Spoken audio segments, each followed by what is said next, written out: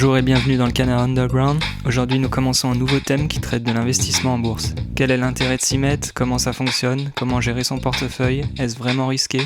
Nous verrons tous ces points petit à petit sur plusieurs épisodes. Mais tout d'abord, qu'est-ce que la bourse? Quel est son rôle?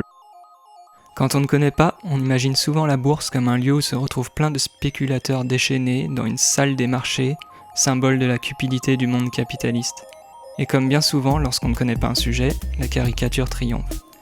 En réalité, comme on peut le voir dans le documentaire Les Nouveaux Loups de Wall Street, les salles de marché, c'est-à-dire un bâtiment réservé aux activités liées à la bourse, sont de plus en plus vides. On ne voit plus les gens s'échanger des signes ou hurler pour vendre ou acheter des produits financiers. À présent, la bourse est beaucoup plus virtuelle. Les ordres se font via l'informatique, les professionnels n'ont plus besoin de se retrouver quotidiennement à un endroit précis, même s'il y en a encore qui le font. Il n'y a plus besoin non plus de voir son banquier ou son courtier, ni même par téléphone. Les ordres se font en ligne sur son ordinateur ou son smartphone. Les informations financières se trouvent sur des sites spécialisés. Tout peut se faire depuis chez soi. Quant aux actionnaires, n'importe qui peut l'être. La bourse n'est pas réservée à une élite. En revanche, mieux vaut ne pas avoir besoin de son argent lorsqu'on le place en bourse, car les gains peuvent parfois mettre du temps à venir, voire ne jamais venir. Nous reviendrons plus tard sur les risques. Il faut avant tout connaître le rôle de la bourse dans l'économie et comment acheter des actions.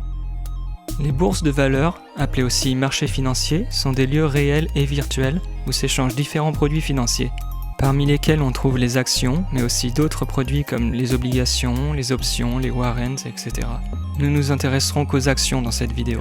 La bourse permet de financer les entreprises, les États ou les collectivités grâce aux actionnaires qui achètent leurs actions. Bien sûr, cela permet aussi aux actionnaires de placer leur argent et ainsi faire de bonnes affaires si l'achat a été fait au bon moment. Quand des actionnaires achètent des actions d'une entreprise, cela augmente le capital de cette dernière. Sa trésorerie devient plus importante. On dit que cet argent va directement dans ses fonds propres. En contrepartie, les actionnaires attendent un gain.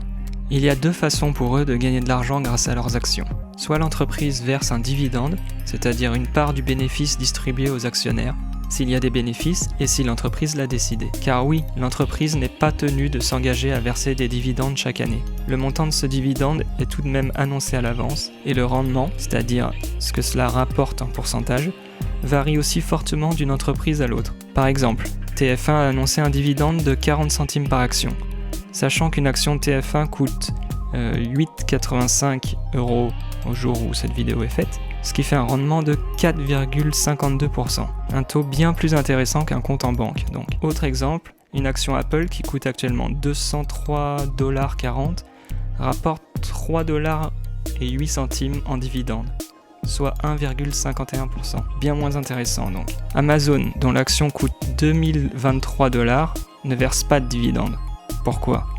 Chaque entreprise a ses raisons. Parfois, l'absence de dividende est justifiée par la volonté d'investir au lieu de distribuer les bénéfices aux actionnaires. D'autres fois, c'est en attendant que l'entreprise sorte d'une période difficile. Il existe aussi des dividendes exceptionnels qui peuvent être versés lorsque l'entreprise a fait de beaux profits, par exemple. Mais pourquoi acheter une action comme celle d'Amazon alors qu'il n'y a pas de dividende à la clé?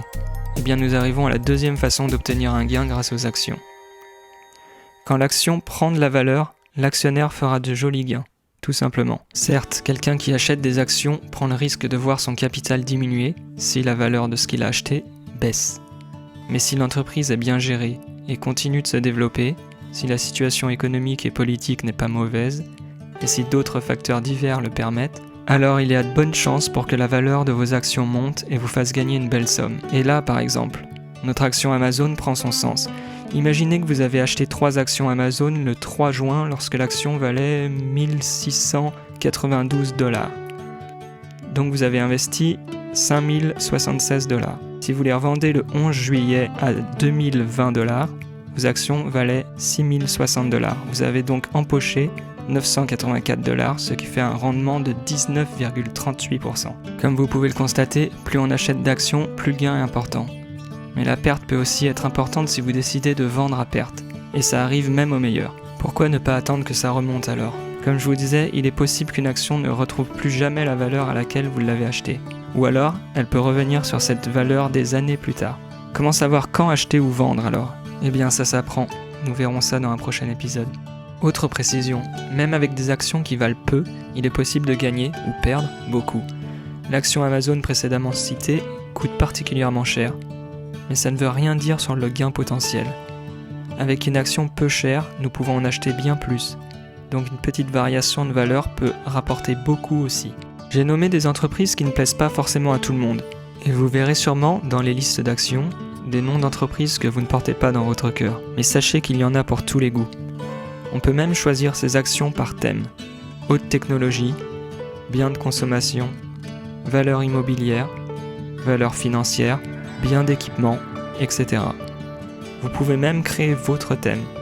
Par exemple, des entreprises vertes comme Voltalia, une société spécialisée dans la production d'électricité à partir d'énergies renouvelables, énergie éolienne, solaire, hydraulique et de biomasse.